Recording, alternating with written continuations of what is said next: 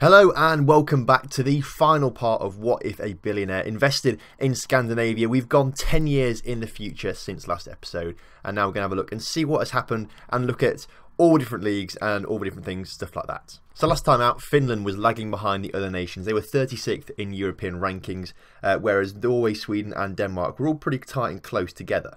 Hopefully 10 years in the future now, the leagues will have really started getting some dominance now, and they'll be up in the upper echelons of European football. We gave a few clubs a little bit more money, ones that were lagging behind, particularly in Finland. We gave Finland a little bit more money. Hopefully they can try and catch up and things like that. So we'll start off with Finland as they were last time. My prediction still stands. I still think Finland is going to be the worst, then Norway, then Denmark, then Sweden being the best league. That's still my prediction. I made that in the first episode. I still think that, despite Sweden dropping down recently and things like that. Norway did overtake Sweden. It might actually have been still ahead of it at the end of last episode. I can't remember now off the top of my head. But Sweden was lagging behind in third for a while. But I still think it's got enough about it to become the top side in all of Scandinavia. So the Finnish Premier League then, it has bounced up. Last time it was 35th, I believe, but now it's 20th. Did have a spell at 14th most reputable division in all of Europe back in just a year ago, actually, 2039, which is interesting. So it was 27th and 37th, then rose up to 20th. They went to 14th and then went back down to 20th. So something must have happened in the 2038 season to cause such a meteoric rise up to 14th.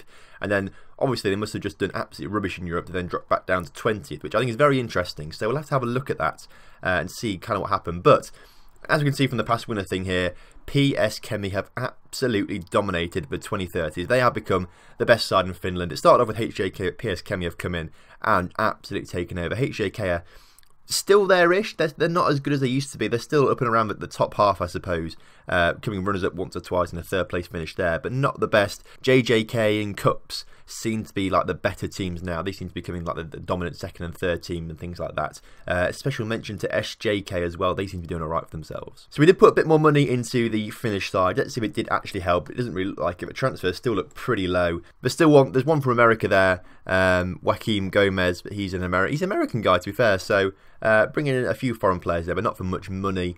Again, some of these 8.5 million there is one of the highest I think we've seen from Finland, so perhaps that extra money we gave them was starting to help them, but really they're not spending huge amounts of money like we had seen in the other leagues, for example. Like, none of these transfers are really over 2.5 million, let alone 5 million, I've got to say, actually, a lot of them. So not a lot of money being spent, but whatever they're doing, it seems to be working, because they were the 14th most reputable league in all of Europe at one point. Now, have they invested money in the stadiums? I think some of them have done, because you can usually tell by the names. Now, a lot of these names I'm not even going to try and pronounce. And I think the ones that are really complicated aren't new stadiums. Like if we click on this one, built in year 2000, for example, it's usually things like PS Kemi Stadium. That is going to be a new one because it's named PS Kemi Stadium, or it might be named after a player, and then it's like the player name, then stadium. So I think actually only this one, the PS Kemi one, is a new one. And it is built in 2020, 11,000 seater. I think that's the only new one around. So that's the biggest stadium there, 11,000, which is pretty good. Did they manage to fill it? PS Kemi, if we look at their schedule, if we look at Champions League, got to the group stage of Champions League, which is pretty good. Back in, this is 2038. I was looking to see what they did so well. I think the reason they actually got so far was because they got to the Champions League group stage. Probably not the best out of all the teams, but it seemed to have worked for Finland to get them to 14th. I think that's probably the reason they got so high up. But this game against Tottenham at home, only 9,500 people there. Home game here, only 2,000 there. So they've got a big stadium. That was an 11,000 one there. Although that's a league game. This one was a cup game up here, actually. So look at the league games. 9,000 attendance, another 9,000, 9,200, 9,100. So but they're near 11,000, so perhaps it is a good size for them. Right, Sweden ended up third last time out. However, they've now jumped up to 9th in the overall rankings, and unless Norway have broken into the top 4, I think Sweden has now become the best league in Scandinavia, because it's one place ahead of a Danish Superliga in 10th. And Norway, I don't think, is in that top 4 bracket. But Sweden now the 91st reputable league in Europe, doing pretty well for itself. Had a big jump up from 14th to 10th to 9th, so it's just overtaken Denmark. Unfortunately for Denmark there, but doing pretty well there, I've got to say. IK Sirius and Malmo winning it a few times. Look at the past winners. Malmo had their dominance in the 2020s and slightly into the 2030s, but it has dropped off a little bit. IK Sirius, Dirge Gardens again. I think someone told me, is it like Gardens? I think is perhaps how you actually maybe say it instead. Gardens, I think, is perhaps the actual way to say it. But BK Häcken also winning it as well. So it's IK Sirius and Malmo, sort of the main sides there winning it. Elfsborg win up there a little bit. Hammarby there a little bit. I'm expecting more from Hammarby, but they haven't really done that much, I've got to say. Again, a quick look at the Swedish transfers. More money being spent than Finland, as you can see. Some higher transfers above £5 million. £13 million there, which is a big one. 15 rising to 21 there from Gothenburg to Sirius. 19 to 24. That's leaving though from Gardens to Marseille. But they invested that money though in some more players from Spartak and Inter Milan. So there's more international transfers going on. Still quite a lot of it are domestic transfers, but there's still a few more international transfers, at least 16 million to 20 million. As you can see, there's just a lot more money being spent in the Swedish leagues, and that's probably why it's gotten so good and why they've risen to 9th in the overall rankings. Again, a quick look at the stadiums, and the Friends Arena obviously isn't the new one. That's it's newish, isn't it? It's the Swedish National Stadium, but AIK use it. Marlon Zapata Arena, that probably is a new one for Gardens. 42,000 seater stadium there, built in 2037, so very, very recent there, but a huge stadium there, 42,000. Malmo FF Stadium, that's obviously a new one as well. Gothenburg Stadium, a new one, to 29,000 and 26,000. Christopher Holmberg Stadium, that's probably a new one as well, yep, 2037 as well, 18,000.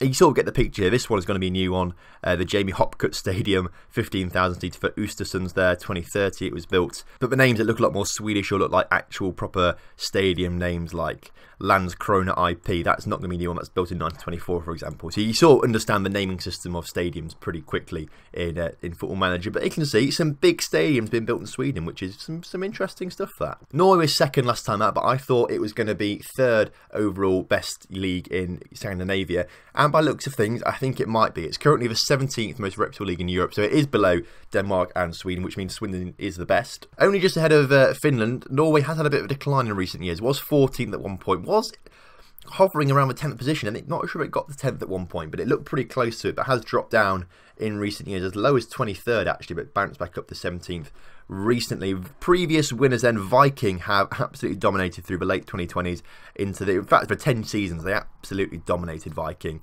Lillestrøm coming second quite a lot, Vålerenga there as well, but Ålesund have come through and they've won 2 years in a row, and actually Viking haven't been in the top 3 for the last 2 seasons. Something must have happened quite dramatically there for them to not do so well, but Lillestrøm and Sandford and Odd also been in there as well. Now, we always thought there were more transfers or higher transfers in the Norwegian league, ever so slightly more than there is in Sweden. But if we look through here, will that prove true? There's still some big ones, to be fair. There was a 17 million back there, 14.25, 7 rising to 10, 34 million pounds there spent by Viking on a player, Kenton Labars at PSG now, valued at a lot of money.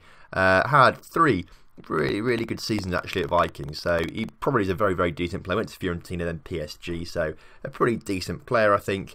Looking through again, big transfers being spent. I think there is more money being spent in Norway, which is interesting. More money being spent in Norway, but they're not getting the same results that Sweden was getting, which is interesting, that I've got to say, very interesting. Again, a quick look at stadiums. Viking have a new stadium, 41,500. Strømsgodset, 38,000. Intility Arena, is that a new one? Built in 2017, so not quite a new one. Well, is it a brand new one in real life, I suppose, for Vålerenga, 29,000. If we look down, any more particular new? I think those top ones are the only new ones, actually. Kenneth Dokken and Strømsgodset Stadium. Herman Stengel Stadium might be new, actually, for Odd. Yeah, 2036. That's an 18,000 one. Emin Markovic, 14,000. Yeah, that might be a new one. That's a new one for Ålesund as well, 14,000. Pretty cool, actually. So maybe there are a few more new ones. Arena is sometimes replacing stadium on the end of things like that. Also interesting, a lot of them are synthetic grounds and surfaces as well, actually, which is interesting.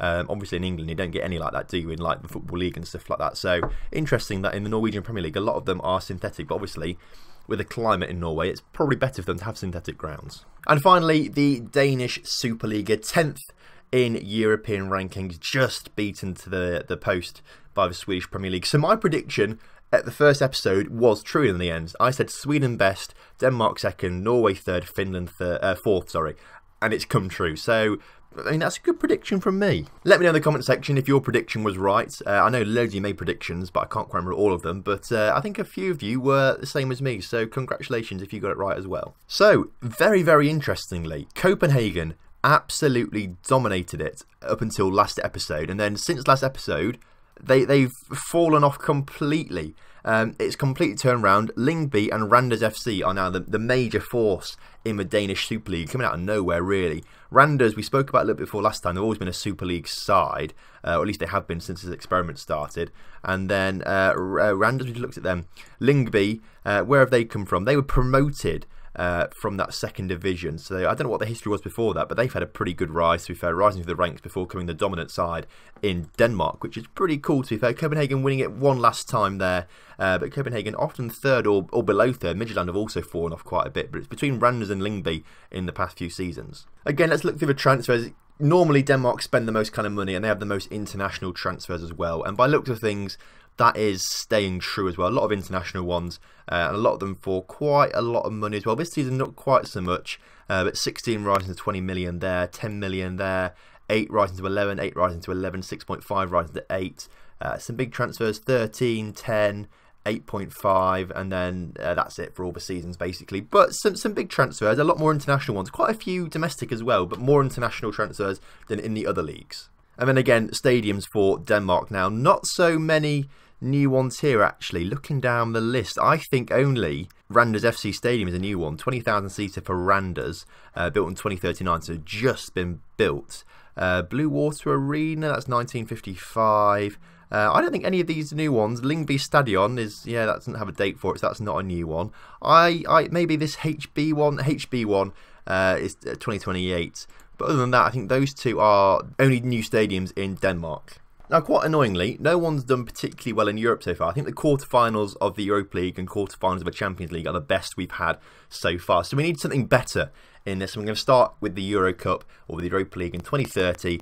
Going all the way back to that first knockout round. And Copenhagen are there. They managed to beat Ajax 3-1 on aggregate. Midtjylland are there, but they lose to Besiktas.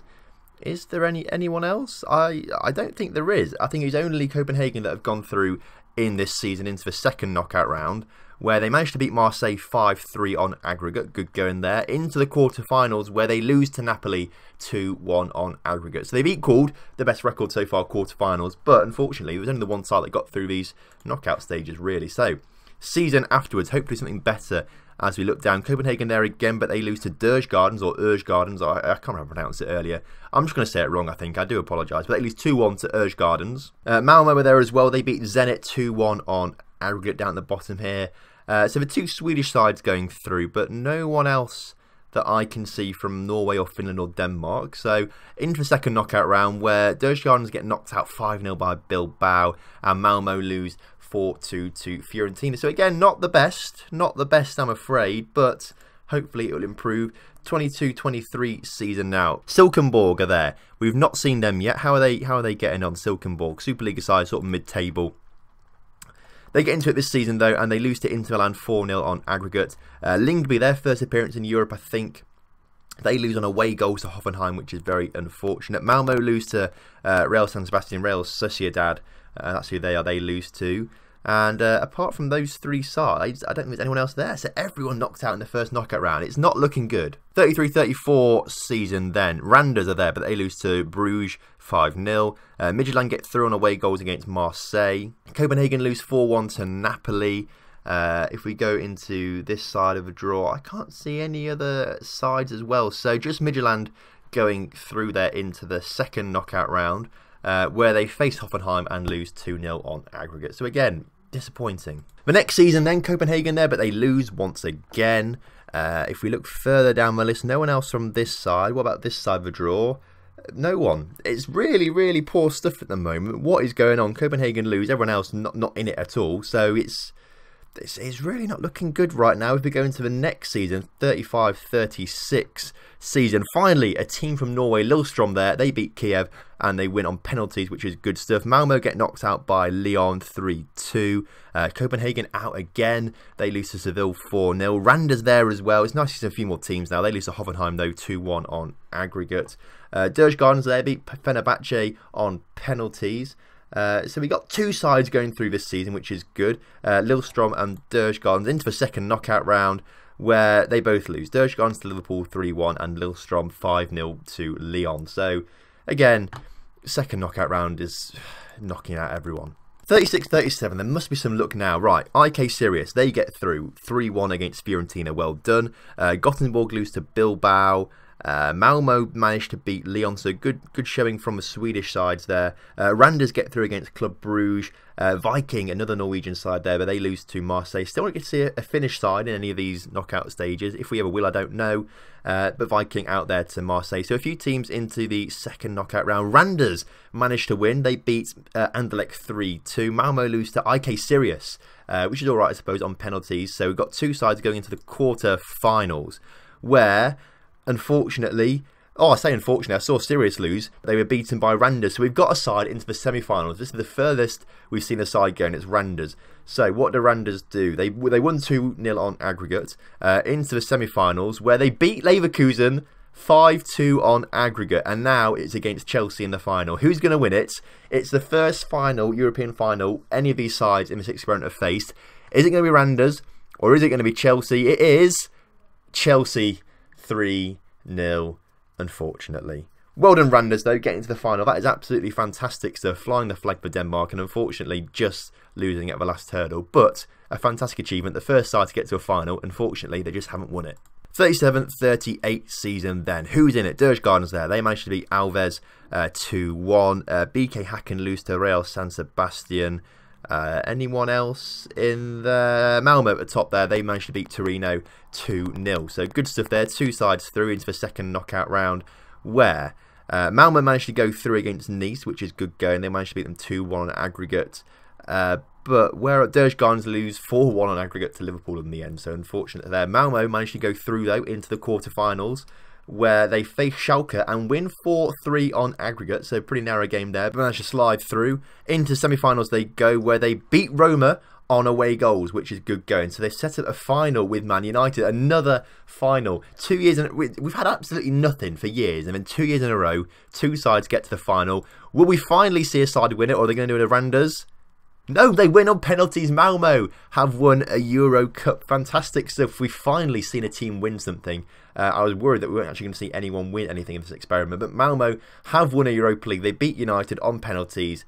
Fantastic stuff. Well done. Is it going to be 3 years in a row then as we look down here? Randers are there once again. They beat Shakhtar on penalties. Copenhagen get knocked out. Malmo get knocked out by last year's finalists. That's a repeat of the final, that is. But Malmo lose to Man United this time 5-2 on aggregate. There's no one else on this side, so just Randers going through into the second knockout round, where they face Vigo and win 2-0 on aggregate. I think are we going to see another final? I hope we do.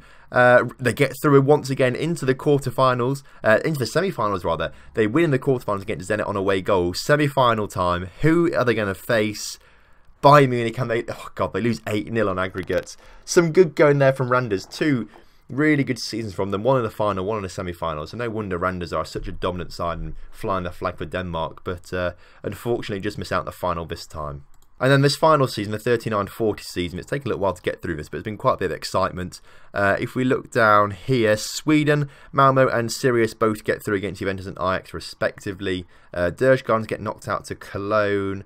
And there's no one else there, which is probably why Sweden has just pipped Denmark to the post, because there's no Danish sides there, no Finnish sides, no Norwegian sides. It's just these Swedish sides that have got through this year into the second knockout round, where Malmo beat SK Rapid Wien 4-2, but Sirius lose 4-2 to Lazio. So into the quarterfinals for Malmo, where they lose to Dortmund, unfortunately, 6-1 aggregate. But a fantastic showing, I think, from the Swedish sides. No wonder they have become so dominant. And Malmo, they are the side that have done it for us. They have won a Europa League. So I'm not going to expect much in the Champions League, but we'll have a look through it anyway. This first season, no one there again, and again no one there. Still no one in it. I don't really expect to see anyone. If anyone, I thought it'd be Copenhagen, but they're the ones that have been knocked out recently. Viking have got there, aside from Norway. That's probably why Norway did pretty well for a few seasons. Viking got to the first knockout round, but they lose to Man City 3-0 on aggregate. We look forward again, another side there from Denmark this time. Lyngby there, they managed to get into the knockout stages but lose to Atletico Madrid 3-0 on aggregate. Season afterwards, no one there. Similar story in the 38-39 season, and then the season we've just had, once again, no one there. So a few seasons there we had, or a couple of seasons we had some sides get into the knockout stage of the Champions League, but I think for one of them to actually win it, we probably have to do this experiment for like another 40 years or so. That does beg the question as well. It must have been, you know, we saw Finland earlier reach 14th in competition rankings. That literally must have just been because they had a team get into the group stages.